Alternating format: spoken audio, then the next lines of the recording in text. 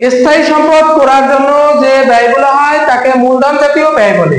মূলধন জাতীয় ব্যয় আছে দুইটা, আসবাবপত্র সাজসজ্জা এটা সম্পদ, স্থায়ী সম্পদ 50,000 টাকা, দালাল কোটা আছে 45,000 টাকা, এইটাও স্থায়ী সম্পদ। এইটা যোগ করলাম হলো 95,000 টাকা, এটা পাইলাম 95,000 টাকা সমাপ্ত দিয়ে দিলাম।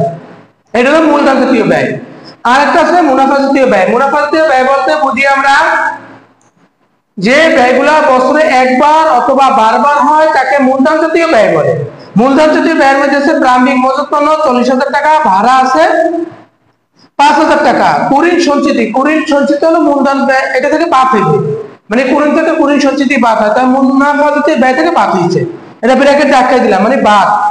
বেতন আছে 5,000 টাকা আর বীমা প্রিমিয়াম আছে 8,000 টাকা, এগুলো হলো বছরে একবার অথবা বারবার হয়। এগুলো সব যোগ করলাম, এটা বাদ দিয়ে এগুলো সব যোগ করলে 58,000 থেকে 3,000 টাকা বাদ হয়ে যাবে, কারণ যে মাইনাস আছে হলো 55,000 টাকা।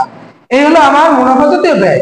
তাই পুরোটা হলো আমরা পাইলাম কি মুনাফা জাতীয় ব্যয় ও মূলধন জাতীয় ব্যয় ও মুনাফা জাতীয় ব্যয়।